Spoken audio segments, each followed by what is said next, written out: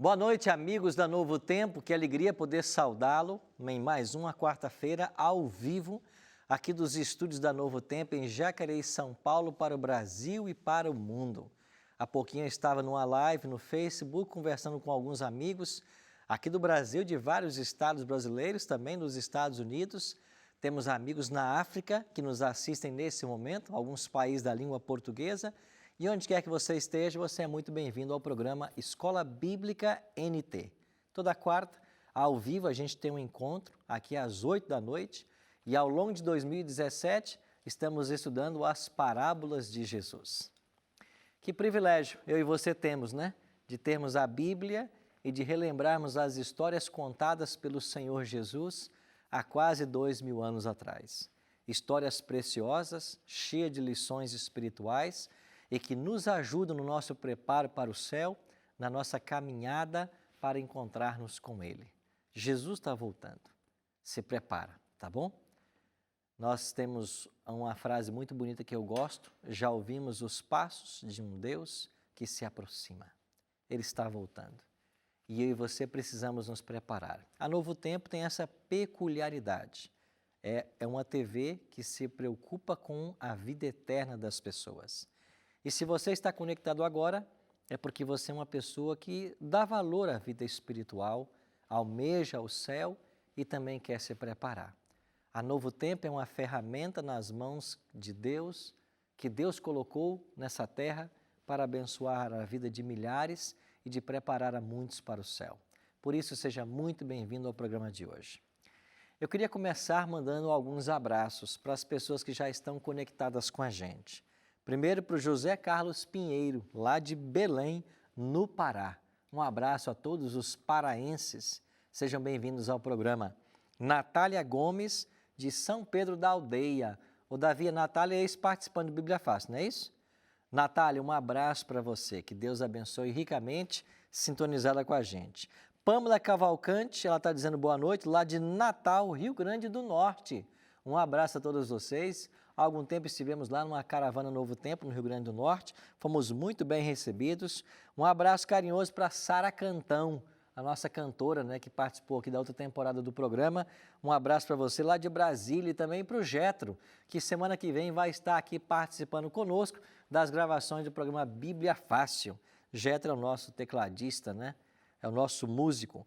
Maria Doroteia escreveu dizendo: estou na expectativa, só esperando. Mande um abraço para minha família aqui em Manaus. Eu e minha filha Camille e meu esposo Luiz. Não somos adventistas, mas admiramos muito o programa e estamos aprendendo muito. Olha, então aí, um abraço carinhoso para Maria Doroteia, para o seu esposo Luiz e para a Camille, que estão nos assistindo lá de Manaus. Por falar em Manaus, mais alguns dias, eu não lembro de cabeça, eu acho que é 7 de agosto, ou é 7 ou é 8 de agosto, eu vou estar aí no encontro de amigos da Novo Tempo, aí em Manaus, tá bom? E você vai ficar sabendo, você vai receber um convite aí e se prepara para esse encontro. Ou vai ser segunda à noite ou terça à noite que vamos estar juntos aí. Um abraço para Fátima Moreira, de São Paulo, capital, Sérgio Nascimento, lá de Teresina, no Piauí, Mário Suquina, lá de Luanda, em Angola. Um abraço a todos os amigos de Angola, Cabo Verde, Guiné-Bissau e outros que estão conectados aí. E lembrando que sábado que vem, agora, sábado próximo, eu vou estar na Igreja Adventista do Capão Redondo. Às 9 da manhã, à tarde eu não sei, mas eu vou anunciar aqui 4 da tarde, que vai ser por aí, de manhã e à tarde, na Igreja do Capão Redondo, aqui em São Paulo, ali em Tapecerica da Serra. Você vai colocar no site encontroigreja.com.br que você acha essa igreja, tá bom? Um abraço, pastor Alan, vamos estar juntos, eu e o pastor Alan, nessa programação, sábado que vem, 9 da manhã e 4 da tarde, na Igreja do Capão Redondo, e você é o nosso convidado para essa programação. Pois bem, hoje vamos estudar mais uma parábola contada por Jesus, e eu queria anunciar para você qual vai ser esta parábola. Nós vamos estudar a parábola do rico e insensato, conforme Lucas capítulo 12. Lucas capítulo 12, a parábola do rico e insensato. E a gente não começa a estudar a Bíblia aqui sem antes fazer uma oração. Então, eu quero convidar você que está aí sintonizado com a Novo Tempo, ou então através do Facebook, na internet, para juntos estudarmos a Bíblia, a fazermos uma oração. Se você puder, feche seus olhos e ore comigo. Pai querido, muito obrigado por estarmos reunidos mais uma vez para estudarmos a Tua Palavra. Que o Teu bom e Santo Espírito se faça presente e nos ajude agora a compreendermos a Tua vontade para a nossa vida e as lições que o Senhor deseja ensinar através dessa parábola. Em nome de Cristo nós te oramos. Amém. Lucas capítulo 12. Eu queria ler com vocês alguns versos. Vamos começar então pelo verso 16. Propôs-lhes então uma parábola dizendo: o campo de um homem rico produzira com abundância, e ele arrazoava consigo dizendo: que farei, pois não tenho onde recolher os meus frutos? Disse então: farei isto, derribarei os meus celeiros e edificarei outros maiores, e ali recolherei todos os meus cereais e os meus bens. E direi à minha alma: alma, tens em depósito muitos bens para muitos anos. Descansa, come, bebe, regala-te. Mas Deus lhe disse: insensato, esta noite te pedirão a tua alma, e o que tens preparado, para quem será? Assim é aquele que para si ajunta tesouros e não é rico para com Deus. Interessante, não? Jesus, como mestre do ensino, buscava através de parábolas lições práticas para a nossa vida. E o tema dessa parábola é a avareza. Esse é o tema da parábola. E como começou esta parábola? Como é que começou essa história? Em que contexto ela foi inserida?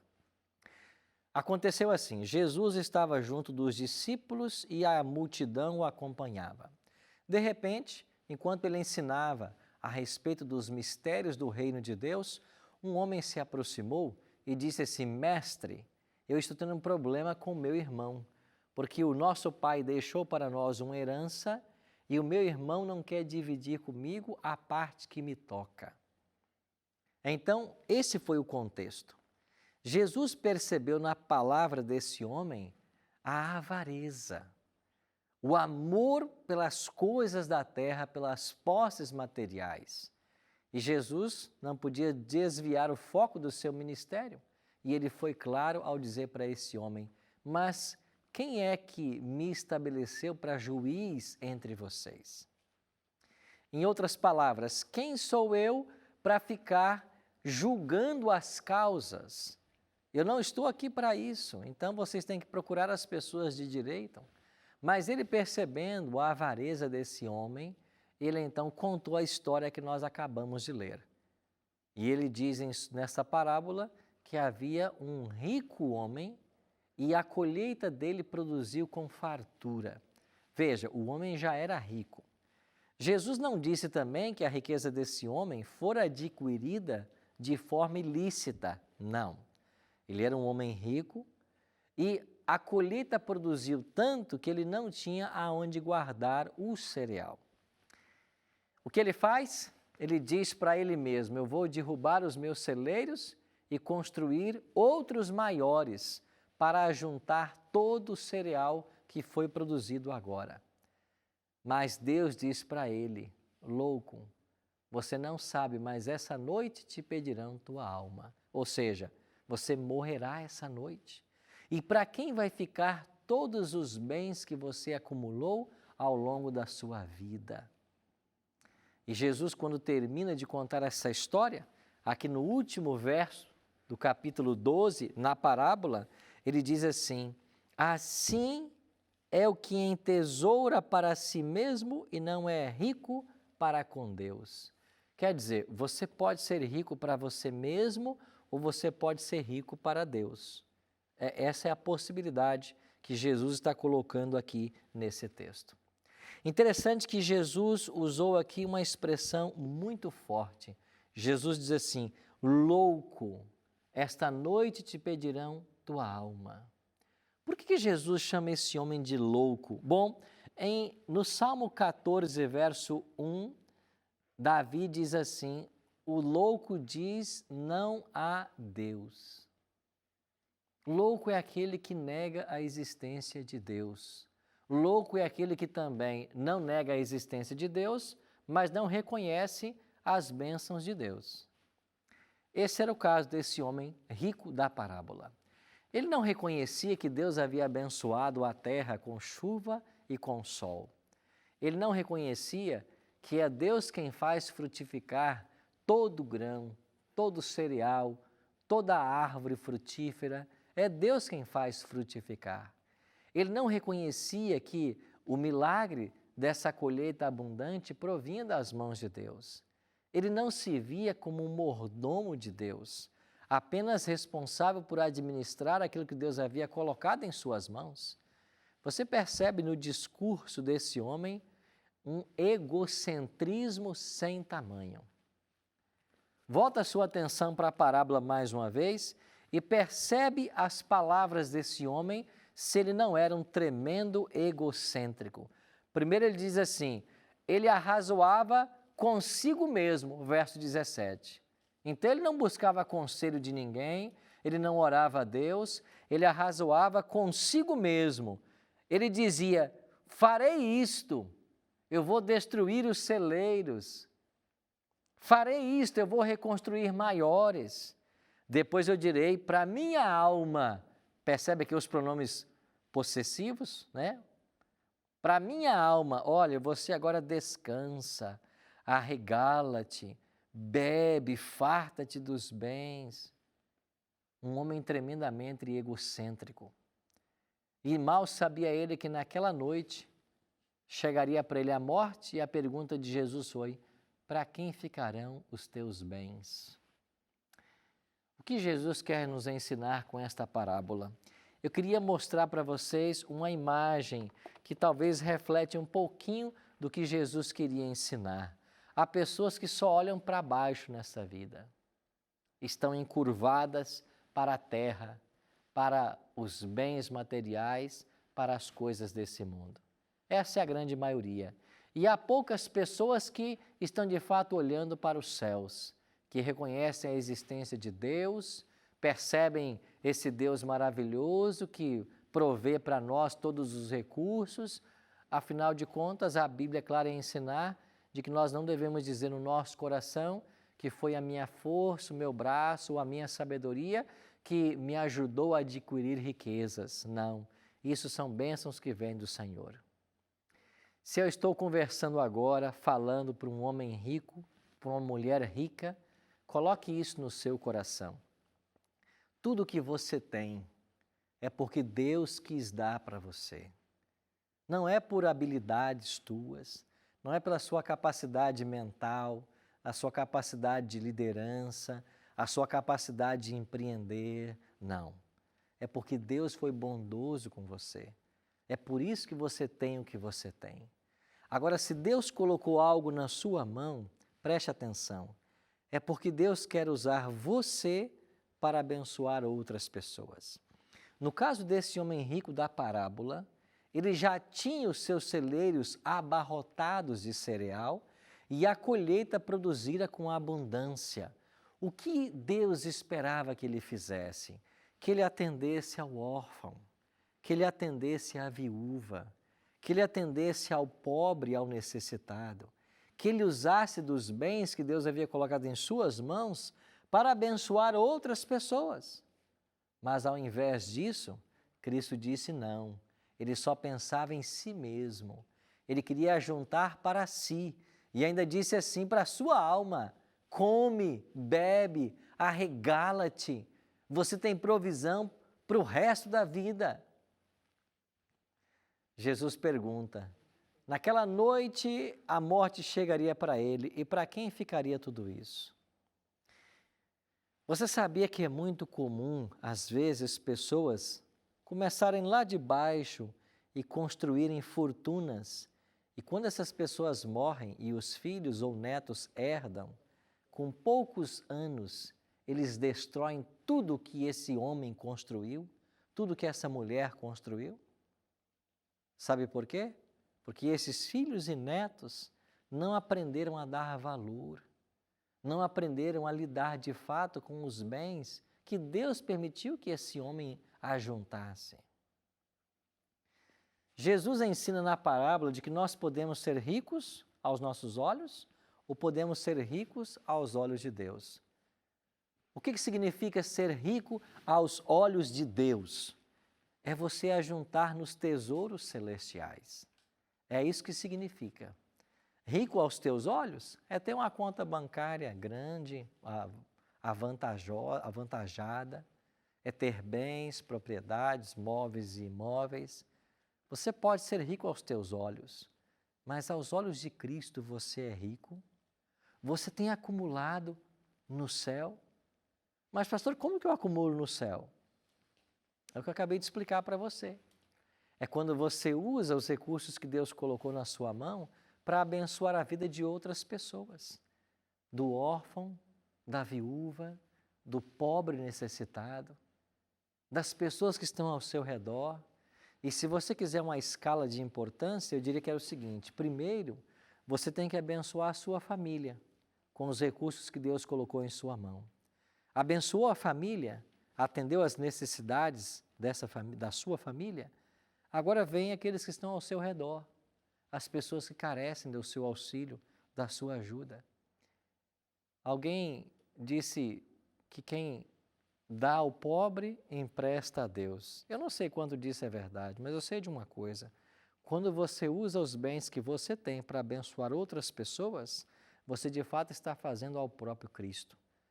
Porque lá na parábola do grande julgamento de Mateus capítulo 25, é isso que Jesus ensinou, que quando o Filho do Homem vier, ele dirá para os salvos: eu estive nu e você me vestiu, eu estava preso e você foi me ver, eu tive fome e você me deu de comer. O que significa isso? É que essa pessoa usou os seus talentos, os seus bens, para abençoar aqueles que estavam ao seu redor, que careciam. E por falar nessa escala de valores, onde você abençoa a sua família, depois aqueles que estão próximos a você, e eu coloco um terceiro item: usa os teus bens para o avanço do Evangelho de Cristo. Sabe por que eu digo isto? Porque Cristo só voltará a essa terra quando o Evangelho for pregado a toda criatura. Então você tem que usar os teus recursos para o progresso da causa de Deus. E pode ser que eu esteja falando agora com alguém que é anjo da esperança, alguém que já apoia o ministério da Novo Tempo. Essa TV comprometida em pregar a palavra de Deus 24 horas por dia. Uma TV que tem como peculiaridade se preocupar com a vida eterna das pessoas e ensinar tudo o que está na Bíblia. Tudo. Esse é o nosso compromisso aqui. Ensinar tudo o que está na Bíblia. Agora, se eu estou pregando nessa noite para alguém que ainda não é um anjo da esperança, torne-se um anjo da esperança. Abençoe a Novo Tempo com os seus recursos, para que a Novo Tempo abençoe outras pessoas. Como é que você faz? Acesse o site aí, anjosdaesperança.com, ou então ligue para nós em horário comercial, 0 operadora 12 21 27 30 30. Se torne um anjo da esperança. Use os recursos que Deus colocou em sua mão para pregar o Evangelho, para levar essa bênção a outras pessoas.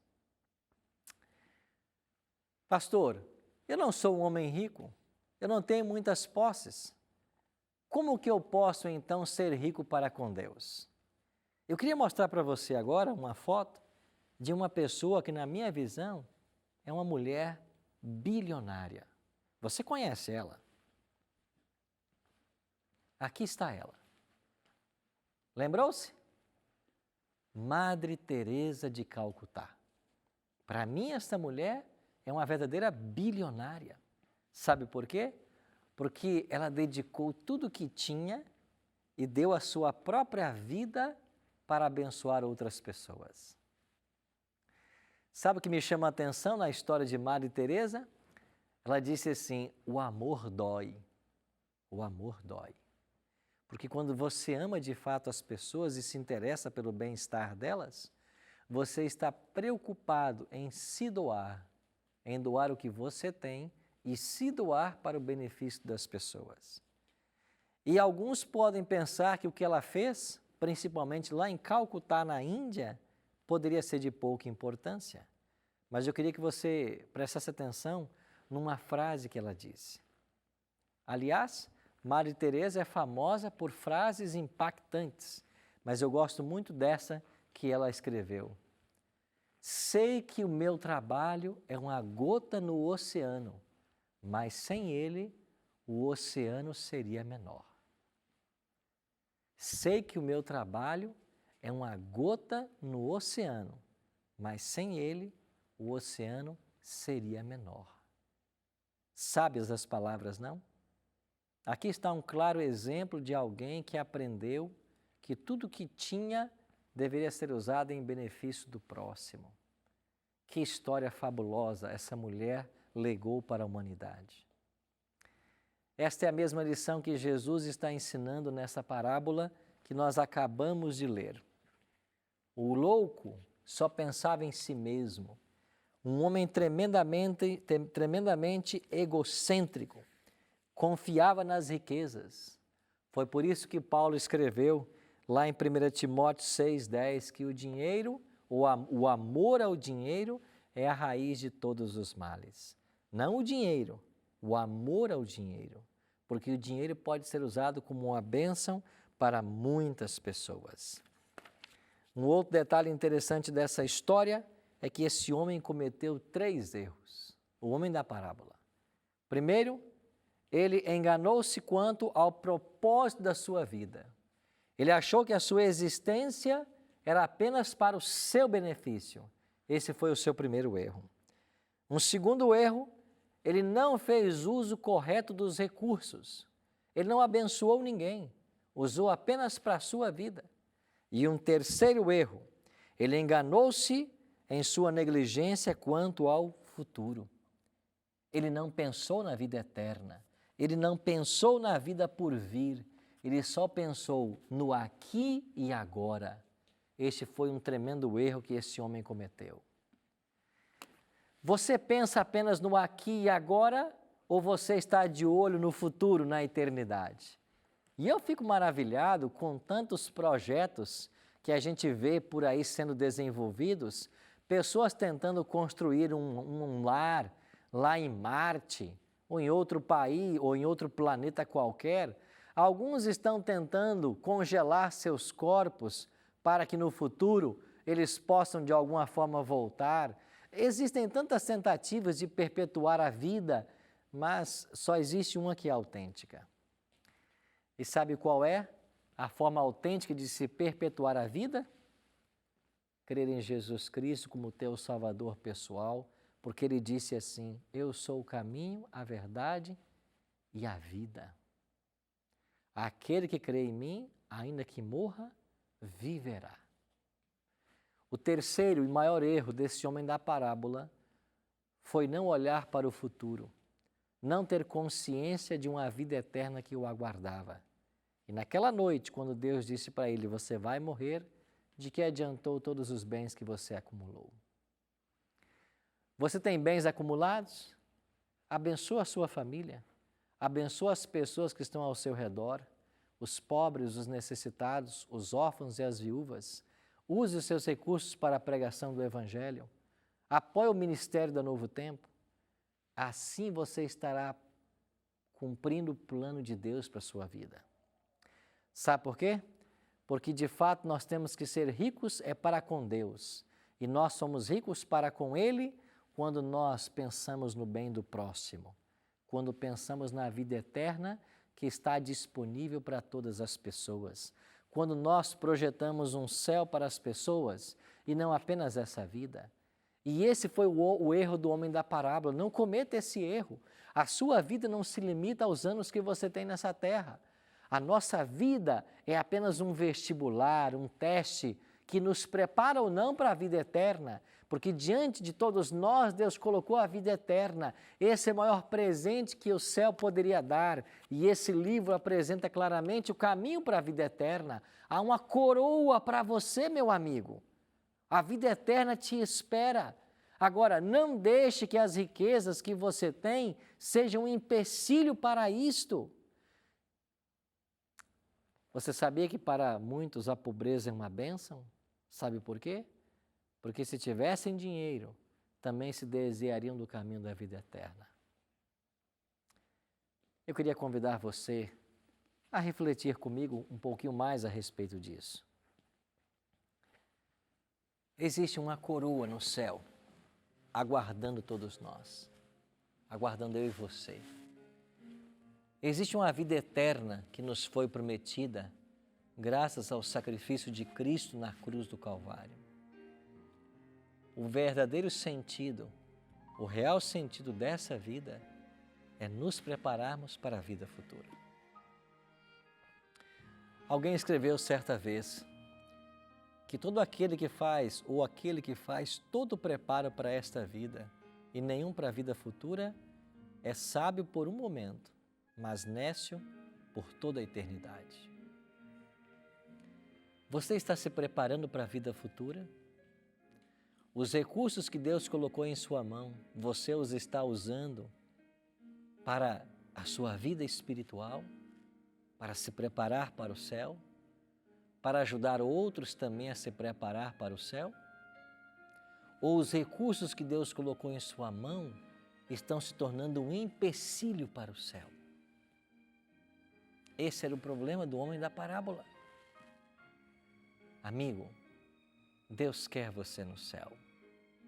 Há uma coroa preparada para você. Deus tem para você já um novo nome. No guarda-roupa de Deus há uma veste com o seu número. Tudo está pronto. Ajunte para você tesouros nos céus. Se você é rico nessa terra, também seja rico aos olhos de Deus. Se você é pobre dos bens materiais, você pode ser rico aos olhos de Deus. Sabe por quê? Porque nós ajuntamos tesouros nos céus quando abençoamos a vida daquele que está ao nosso redor.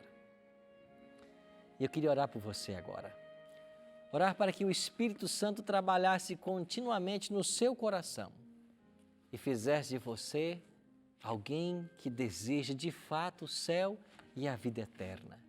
E que você tenha a sabedoria que o céu pode dar para se preparar para esse céu. Ore comigo. Pai Santo, planta em nosso coração o desejo pelo céu. Ajuda-nos a fazer todo o preparo para estarmos prontos para o glorioso dia da Tua volta.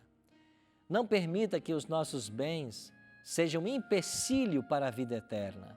Pelo contrário, que nós possamos usá-los com sabedoria, abençoando também a outros, e que o Senhor nos prepare para os céus. Tudo isso te pedimos, em nome e por amor de Jesus Cristo, hoje e sempre. Amém.